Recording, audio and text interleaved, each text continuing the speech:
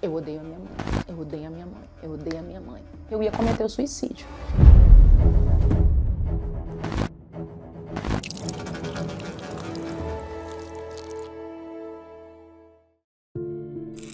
Em 14 anos, eu só vi minha mãe 3 vezes. Por mais que eu tenha recebido muito amor dos meus avós, dos meus tios que me criaram, a lembrança maior é sempre da ausência dela. Chegava a época das festas, minha mãe não estava lá, eu via os amiguinhos passeando com as mães. Eu lembro minha avó doente, não podia me levar, meu avô era vigilante, trabalhava à noite. E eu ficava, eu odeio a minha mãe, eu odeio a minha mãe, eu odeio a minha mãe. Ela não me quer. Falei, não, eu tenho que morar com a minha mãe. Eu queria aquele amor de mãe, eu queria sentir aquilo, eu queria olhar para ela e que ela me visse como filha. Quando eu cheguei no Rio de Janeiro, me deparei com o relacionamento da minha mãe. Ela já vivia um tempo com meu padrasto. Meu padrasto sempre teve ciúmes dela, né? E começou a ter ciúmes dela comigo. E aí a gente, né, acabava que nós dois nos desentendíamos e isso sempre gerava problemas dentro de casa.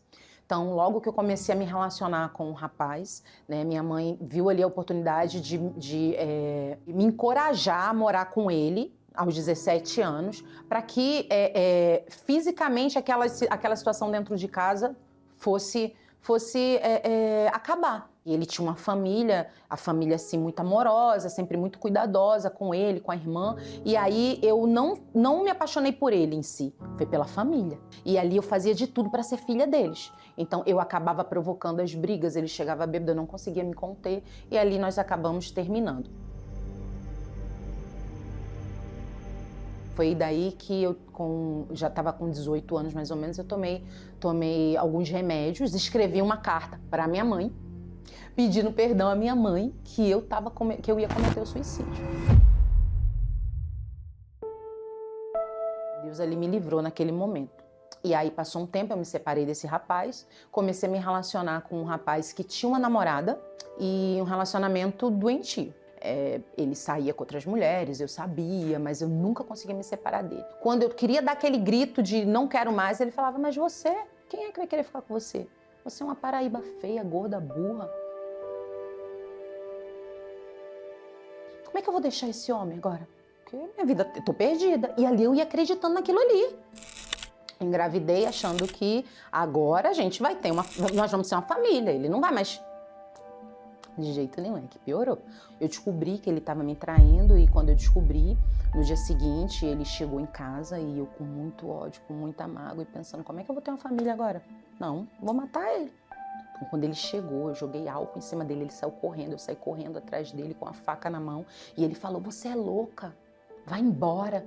Eu olhei pra minha barriga e falei assim, agora eu vou embora? Onde é que eu vou?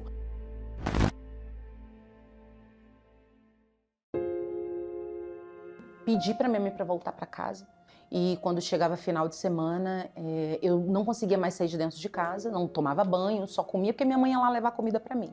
Teve chá de bebê. No dia seguinte, nosso filho nasceu morto. E aí começou o buraco, né? Falei, ai meu Deus, o senhor não gosta de mim mesmo, né? Por quê? O que eu fiz? Mas eu queria tanto, eu tinha tanto amor para dar, e por que ele levou meu filho? E ali minha cabeça começou a ficar perturbada. Comecei a ficar com mágoa, agora era de quem? Era de Deus. Tinha muita raiva de mim, então não dormia à noite, meus olhos queimavam. Quando chegava de manhã para trabalhar, eu desnorteada, porque não dormia. Falei, meu Deus, minha vida é um inferno, e eu só queria morrer. Fiquei com a dívida, né, a dívida do meu bebê, porque assim, ele não me ajudou, ele só comprou um berço, o restante foi tudo eu.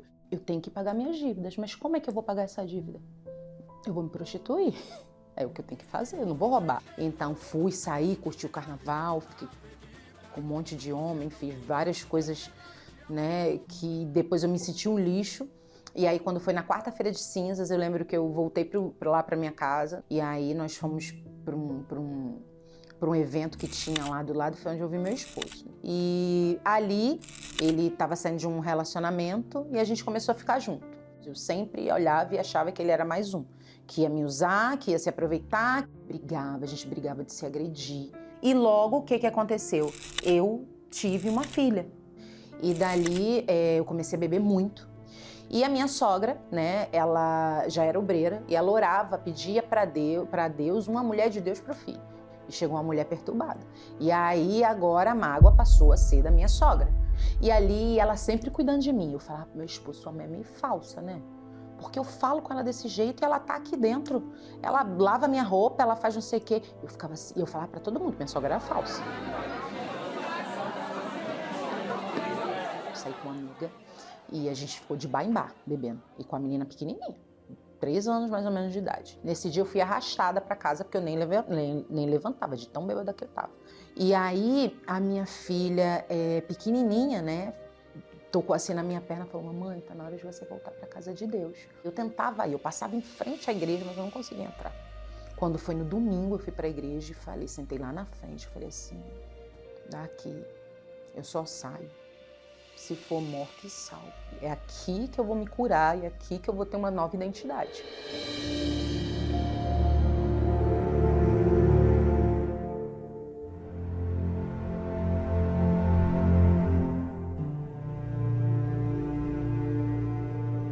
Me batizei nas águas já 2 meses depois. Eu já fui tendo o entendimento que eu precisava perdoar minha mãe. Quando eu pedi perdão para minha mãe, eu me senti leve, livre daquele peso. Além de eu pedir perdão para minha mãe, eu também me perdoei. Eu precisava também pedir perdão para Deus da mágoa que eu tinha de Deus. E ali o Espírito Santo me restaurou e eu entendi que Deus sabe de todas as coisas. E a partir daquele momento eu comecei a ter as minhas noites de sono muito mais tranquilas. E eu tinha entendido que para eu permanecer, que para aquilo ali não voltar, eu tinha que ter Deus dentro de mim. Então ali eu comecei a buscar o Espírito Santo, comecei a sacrificar. Ali naquele domingo eu recebi o Espírito Santo. Naquele momento assim, foi uma alegria tão grande, porque assim, eu já escutava as pessoas falando, e a gente acha que é clichê, né? Mas não é, é real. E eu queria sair correndo no meio da busca, eu falei, eu não posso sair correndo aqui no meio da busca, as pessoas vão achar que eu sou maluca. E quando terminou, eu saí contando para as pessoas e abraçando, falando, Deus está dentro de mim.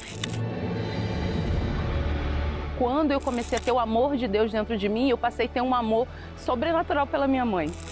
E ali eu abraçava minha mãe, beijava, né? E mesmo depois de ter perdido minha mãe, um pouco tempo depois de ter perdido o meu pai, eu me mantive firme. O Espírito Santo, ele é consolador.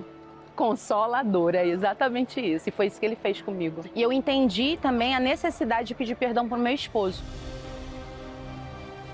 Depois que eu pedi perdão para ele, o nosso casamento passou a etapa da restauração. Eu passei a respeitar o meu esposo e hoje eu consigo amar meu esposo. Eu pude ter uma família. Hoje o meu maior desejo é levar o amor de Deus e a salvação para as pessoas. O perdão traz paz.